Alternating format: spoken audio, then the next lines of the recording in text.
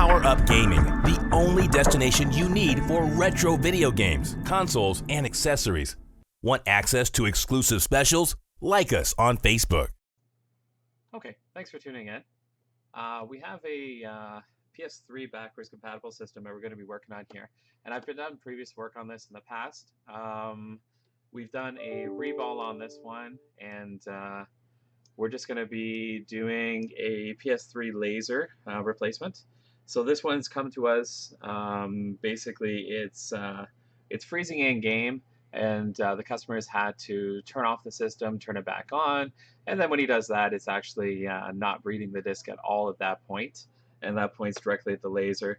We're going to take a look at the worm gear, make sure that's free spinning, make sure that the drive motor is actually turning too, turning, make sure that's not seizing up too. Those are both sometimes issues. 90% of the time it's the laser itself, but we'll take a look at those at the same time, make sure that the dust is all out of the drive. Last time we worked on it, I believe, was 2015. But we'll take a look at those, make sure everything's working, and as always, we replace the lasers with a brand new replacement, which we always get from our regular supplier to ensure that it is a brand new replacement. As mentioned before, a lot of the replacements that you do find on eBay or you find on AliExpress, which are rather inexpensive, a lot of them are actually not brand new replacements. They're ones that have been reworked, so they replace the diodes in them, or they can be used lasers that have been relabeled as new. Just be careful what you're buying. Don't always buy the cheapest ones out there. That's really the word of caution there. The other thing you cannot do is you cannot just buy a replacement drive and swap out the drive.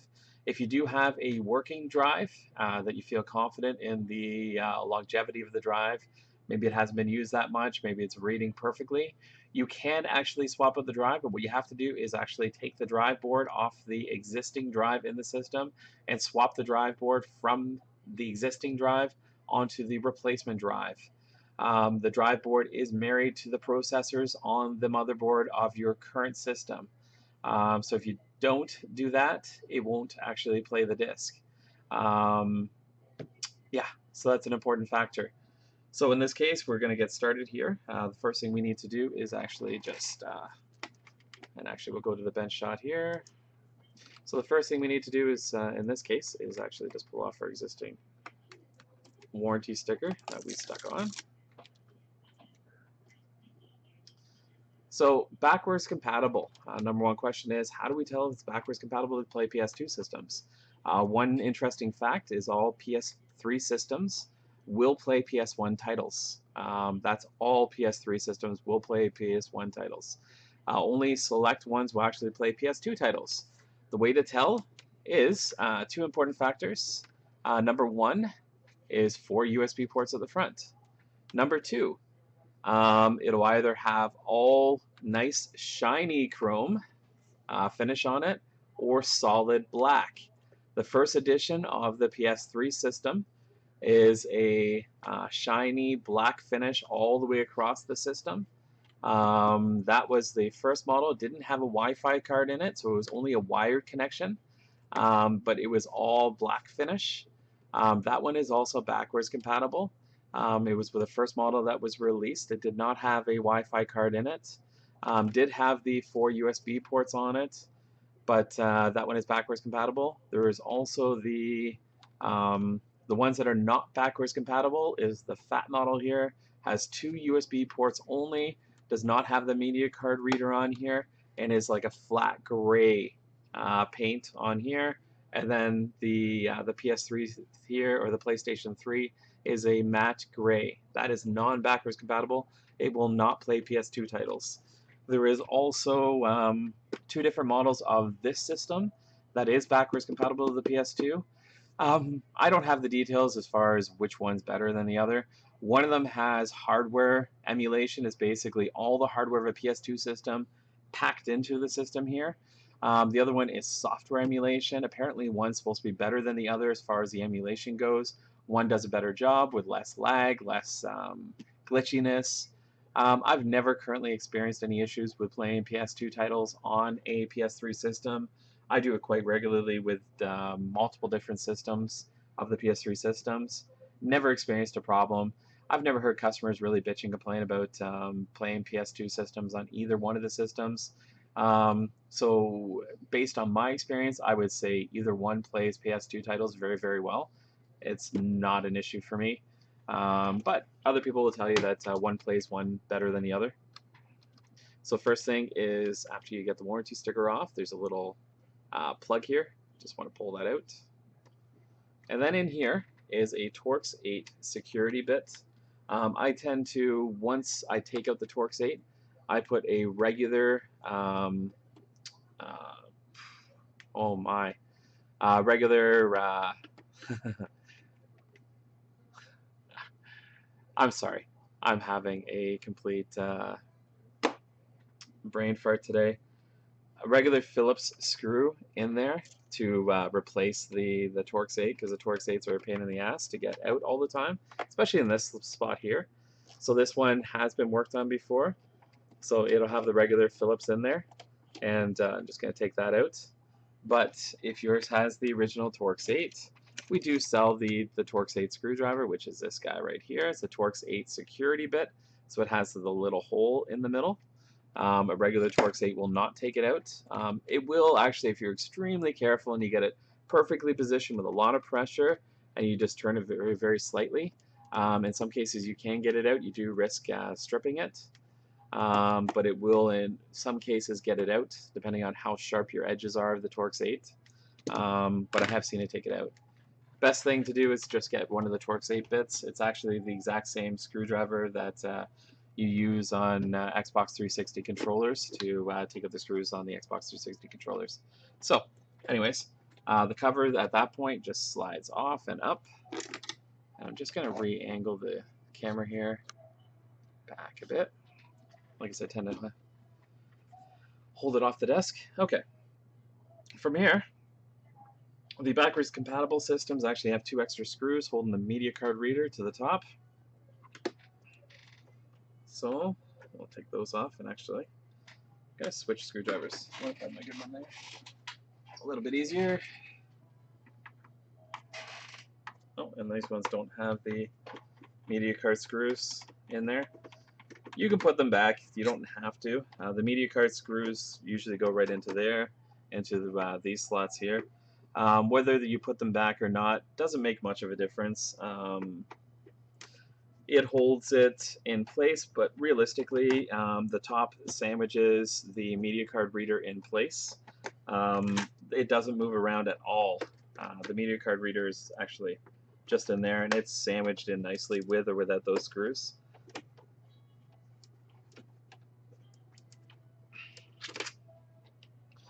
So there's 7 screws. 6 of them are exactly the same. I'm going to take out all the long ones first, the 6 long ones.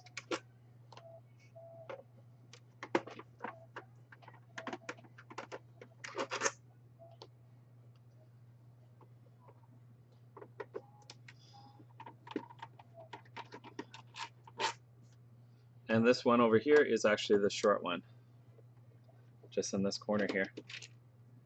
So that's the short one. After that point, there's actually a little catch here. Just stick your finger in there, push it in, pull the lid up, and that just pulls off the front. There's one little catch here for the media card reader. You just pull that up. When you go to put it back on, and actually that's the other thing, there's a little tiny L-shaped bracket here, which actually is the for the cover. So put that aside, get rid of the cover for now. So from here, there is the power for the drive, which actually just gets wiggled out of the main board. And then the drive gets pulled up. Easiest thing to do is underneath the drive, which is going to be really hard to show you. Maybe I can. You're just going to remove the actual ribbon cable. So you're just going to pull that up, and the ribbon cable comes out, and then the drive is free to come out. And then we're just going to move the system out of the way.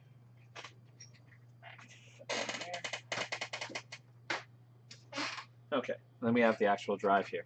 So the first thing we're going to want to do is actually take off the cover. Um, these little pieces here actually are spacers to actually hold the drive up. Easiest thing to do, because you're going to get confused of which side do I put it on. Easiest thing to do for people that aren't used to taking these apart on a regular basis, sometimes it's here, sometimes it's over here, sometimes they're over here, like in this case. Easiest thing to do, in this case, I mean, you really don't have to mark it because it's on this side anyways. Just grab a Sharpie and actually mark it, because there's none there. You don't need to put a mark there. It lets you know where they actually go back. And that's the wrong size. So we're going to remove the 4 screws around the outside. The black screws always go on the front side. There's one in the middle here too, so there's 5 screws to remove in total on this.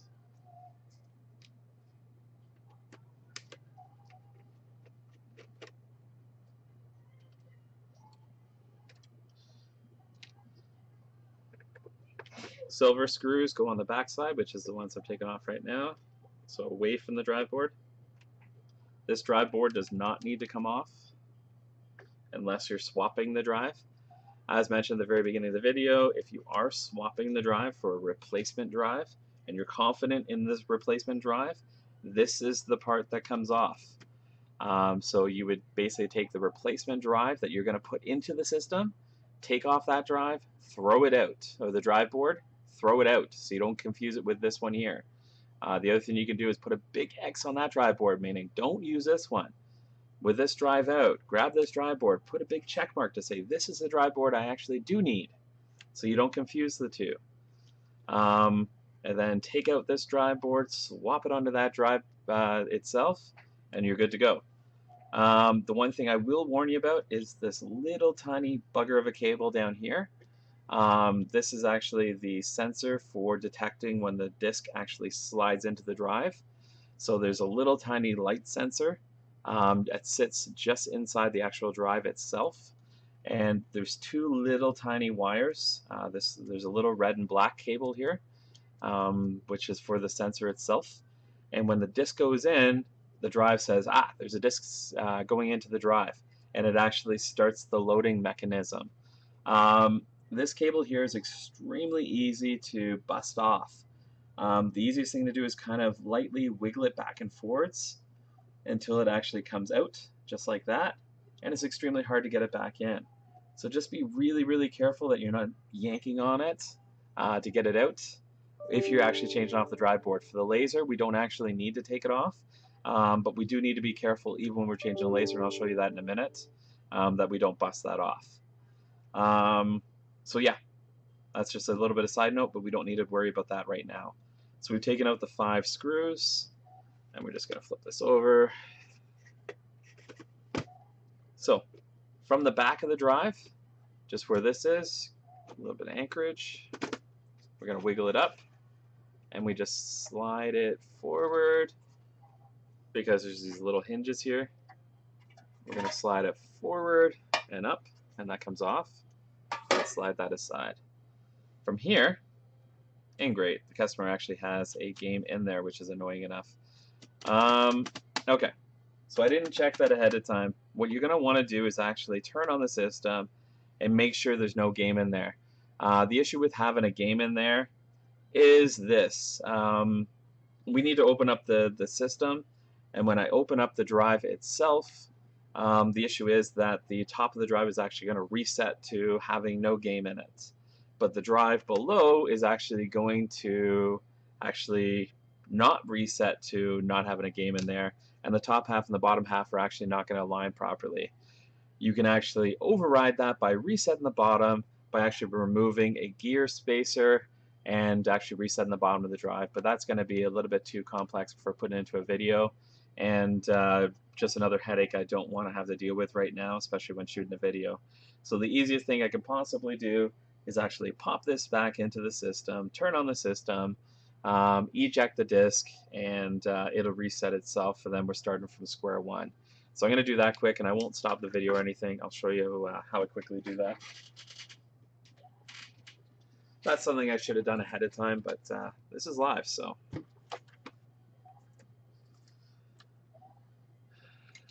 Top cover's off the drive. I'm just going to quickly hook up the drive cable here. no big deal. Lay that down, everything's still protected. Hook up that, grab the power.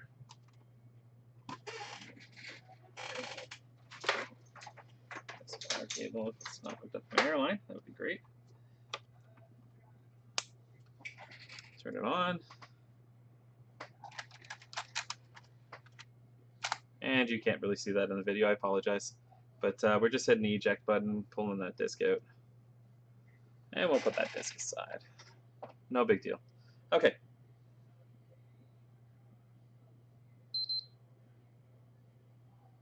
I'm just going to wait for it to boot up here so I can actually turn it off properly. Even though the last time it probably wasn't turned off properly.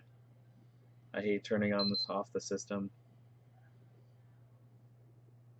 improperly, even though this takes a while.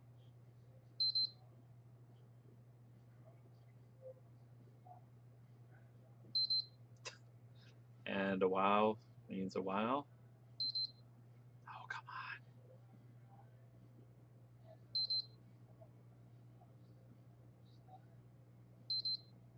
Why are you not turning off for me? Okay, so what's going on here? Let me hook up a monitor.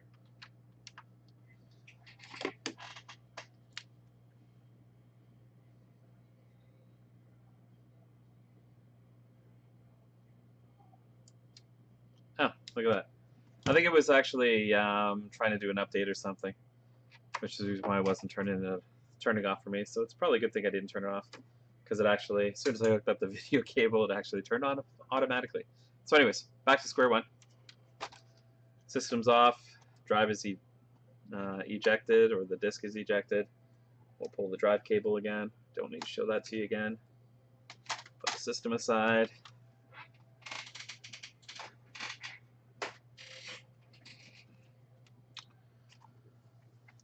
Okay, so going back to the drive. So we've got the cover off, and the next step. First thing I always say that I like to do, grab the magnet. This stops an error later on. Grab the magnet. Stick it right there. The reason I do that is, if you stick it anywhere else, like this one over here, if you stick it over there and you're going to put the drive back together, you know, you've tested it, everything else, you go to put it back together, you put the cover on, and you put the drive back together, put the cover back together, put all the screws in, and you go to test it, and all of a sudden it's making some really weird noises and you don't know why. You got to take the whole thing back apart because you forgot this little magnet. If you put it here, you can't actually forget it, because I cannot physically put the system back together and actually have this sitting on right without actually remembering that the magnet's there. It's just a little fail-safe to actually prevent you from wasting all that additional time. Okay, so there's actually on this drive a little different. This is a 400 series drive. In these fat models, there's two different series of drives, a 400 and a 410 model drive. They also load the discs differently. If I get this correct, I'll be very proud of myself. The 400 series drive, when you actually slide the disc in, I probably got about a 75% chance of getting this right, only because I don't normally look at it. I just open the system, and I don't normally look at it because I don't need to, because I always stock both lasers, so I open it up and find out. But the 400 series drive, if I'm actually correct, when you load the disc in, it actually slides in perfectly straight. Doesn't spin the disc or anything else. That would mean that you have a 400 series drive without actually opening it up. With a 410 series disc, when you actually slide the disc in, it'll actually slide it in, but it'll actually rotate the disc as it goes in. The drive itself is very different when you're actually changing out the laser. Also, when you're putting this top cover on, it's very different too. And what I'll do is I'll try and do a video on that one also. The ribbon cables are very different. The way you take the drive out of the system is different. There's also two different ribbon cables. There's a slim drive cable, and there's a fat drive cable, both with their own challenges on the 410 drive.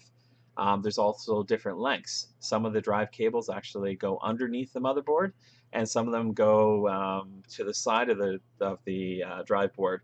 They're more common on the non-backwards compatible. There is some on the backwards compatible, but it's more in the later series of the backwards compatible units. Most of the first generation of the backwards compatibles actually have the 400 series drives, which makes sense because they're 400 versus the 410. 410 came out later on. So anyways, back to the system. So there's 5 screws on the 400 series drives that we have to remove, and they're the same little black screws that held on the back of the cover at the front by the drive board.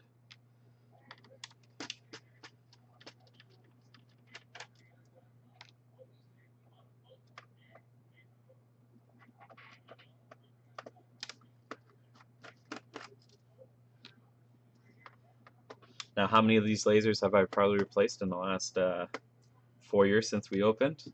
Hundreds. Hundreds upon hundreds upon hundreds. So, as I mentioned, that little tiny light sensor. The reason I mentioned you got to be careful is this tape here. We don't have to worry about as much because there's this little red and black wire here. That's where that little light sensor is attached to. The reason we don't have to worry as much because it's actually taped there.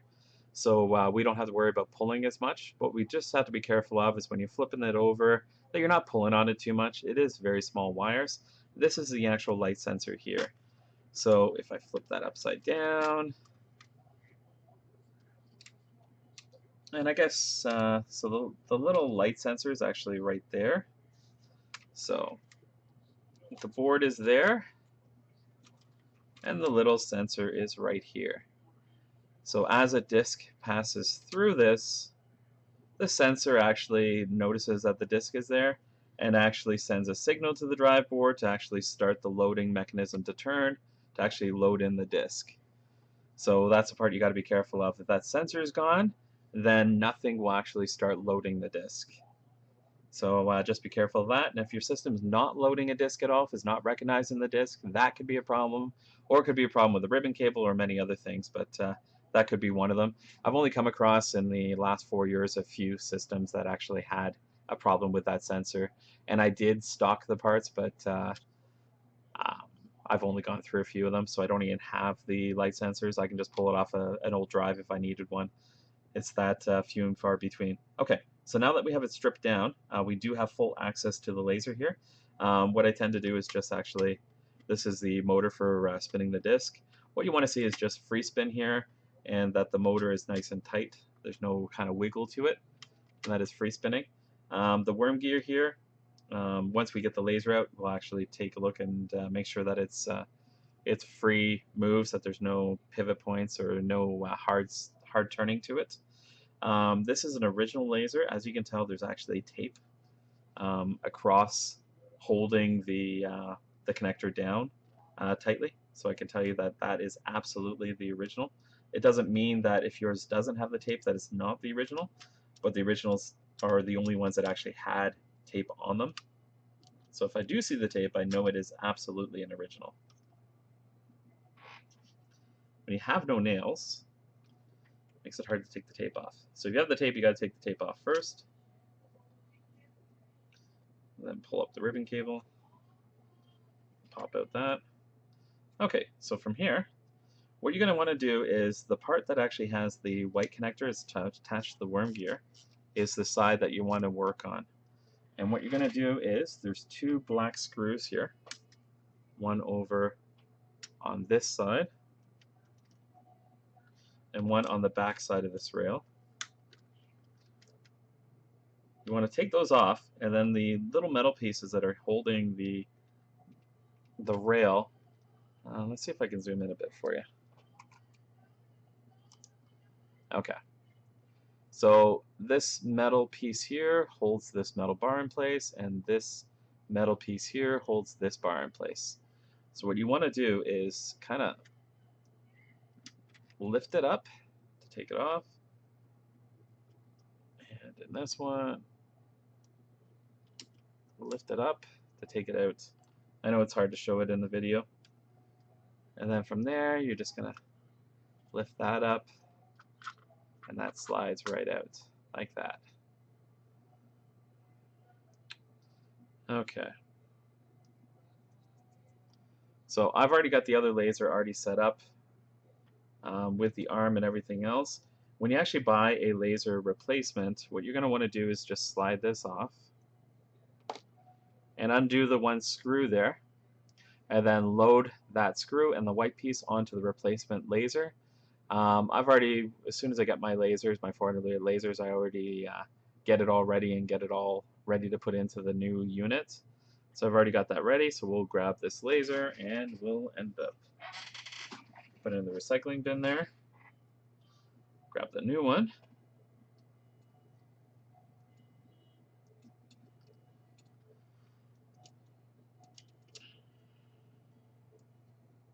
Oh wait, didn't check the worm gear. So what we're checking for is just basically any catches on it. Make sure it's turning nice and smoothly. The other thing to make sure when you're actually sliding this in place, I've seen it a few times. This arm here, make sure this little arm here actually goes above the arm here. It just creates a little bit of friction for the top so that it actually isn't moving up and down. If you're not careful and you actually load it, you can actually load it with that actually underneath the bar here, and it will read, but I'm assuming it won't read as well as if it's actually done right. So from here, we're just going to slide the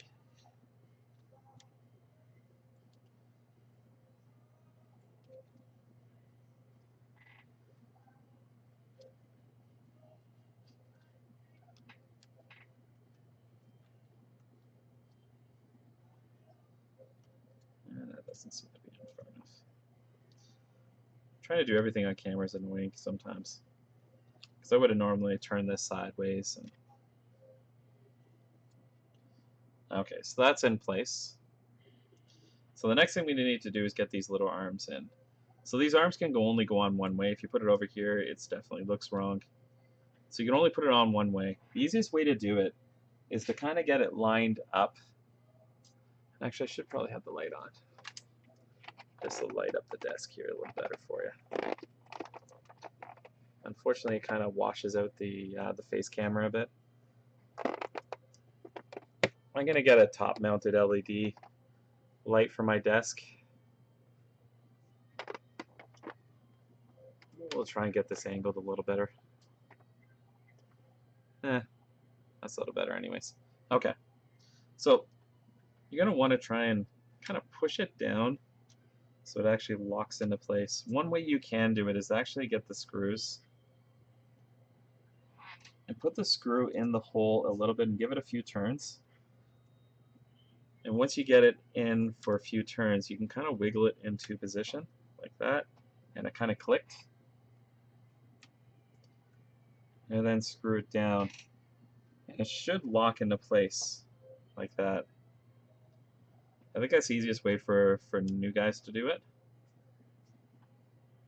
People have never done it before.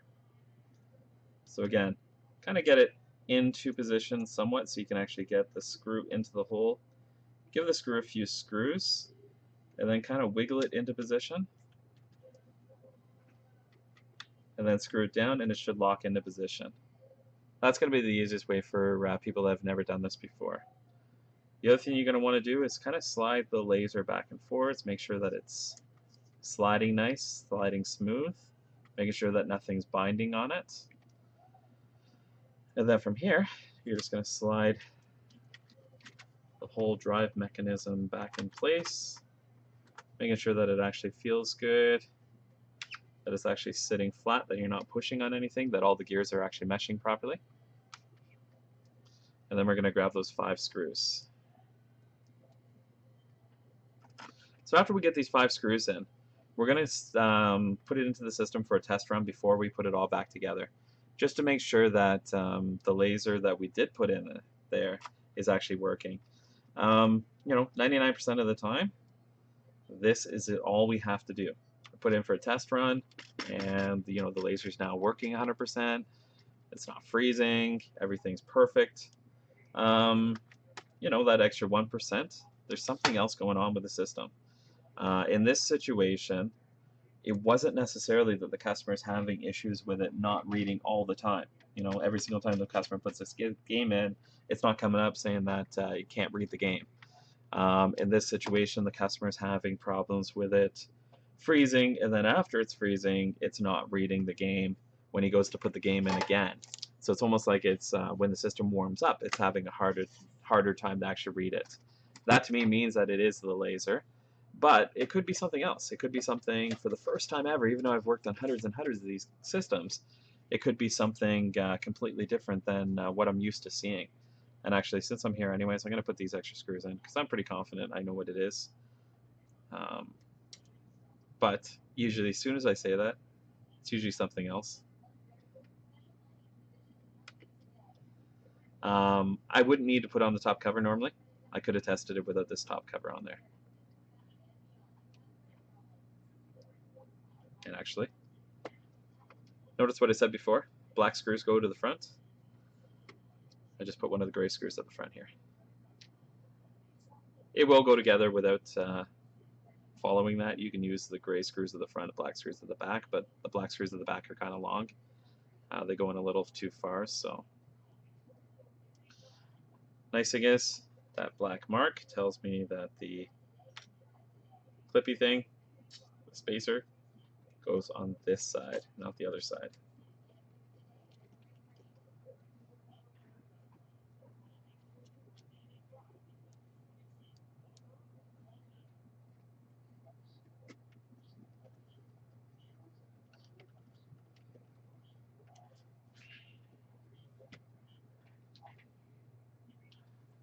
This one in the middle.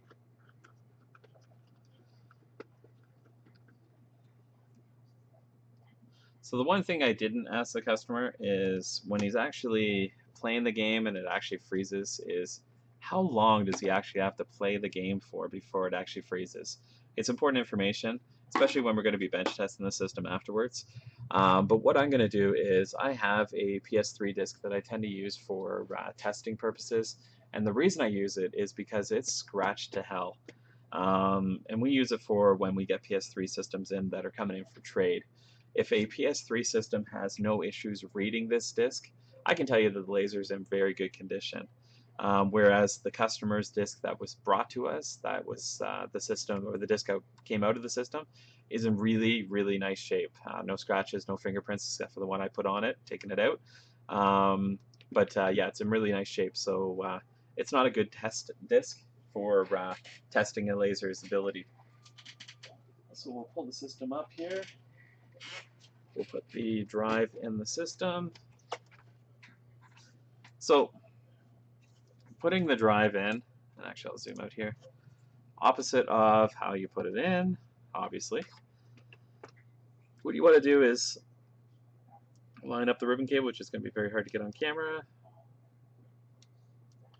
Line it up. It gives a black line, and the black line obviously needs to be straight. In this case, the black line is right at the black connector when the connector is pushed down, and like I said, very hard to get on camera. So then you lay this flat, hook up the power, that just pushes on. We'll line it up.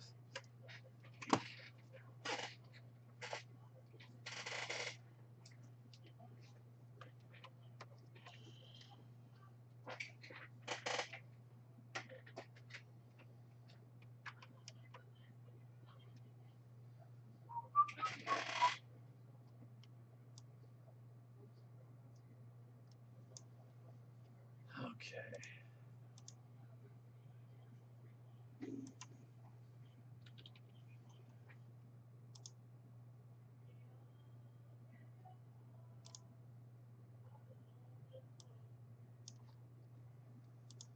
Give me 2 seconds here.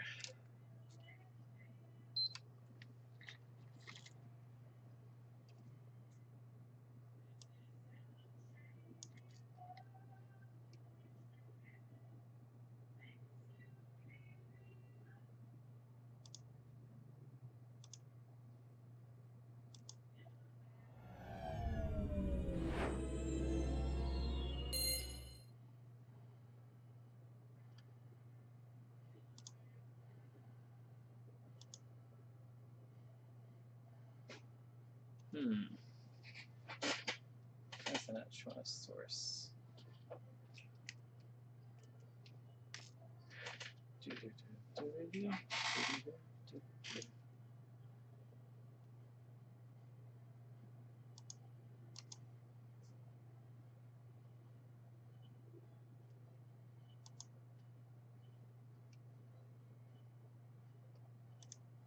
Was going to try and show you a capture of it, but doesn't look like I'm going to be able to. We'll try this.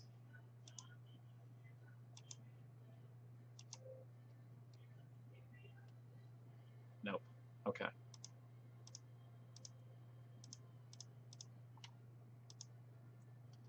Okay, so not going to be able to show you a capture there, but what I'll do is I'll stop it here, I'll test it, and then I'll come back and let you know how we made out. Okay, so we've tested the system, and it's working perfectly. So that's good. Okay. So we can proceed with this system here, putting it back together. So I'll disconnect all the cables here. So we've got all the screws back in the drive here. Disconnect the controller. Sorry, I got to get the. I do have a video capture card for the TV. The issue is that the AverMedia card recognizes that the PS3 actually has copyright protection built into it, hardware copyright protection. So it's a little harder to actually go around the copyright protection. I'm actually running the OBS capture software, which is actually the studio software, which is a newer version, and it seems to have issues with the AverMedia software in general. So you know, one issue multiplied by another issue equals 10,000 issues. So just having some issues around both of those things going on right now. So rather than delaying the repair and delaying the customer being able to pick up their system, I'd rather deal with it later on. So I apologize for not getting that taken care of and actually having you see the live testing of the system running the discs and the bench test quick. So I apologize for that. We're not trying to hide it from you guys or anything. It's just a matter of logistics and the software and the capturing of it all. So anyways, system's running perfectly. We're going to go through the reversed order of getting all this back together. So we have the cover here. The first thing we need to do is actually the media reader. So the media reader is this little tab here. And what we're going to do is, what we have to do is actually pull up. There's a little tab here. It's a brown little tab. We're just going to pull it up so you can actually push in the media reader tab, which is this little guy here. So you just pull it up so you can actually push that in easily. I don't know who actually uses the media reader in this thing anymore. Most people just put on a USB pen drive to put it in there, but whatever. Some people may actually still use it. I know people that have their systems modded or jailbroken probably end up using it, put the stuff on SD card and load it through that way, but other than that, it's probably not used too often. If I'd never hooked it up for a customer, they probably would never notice. So, small screw, back corner. Bigger screws, every other hole. There's 6 of them in total.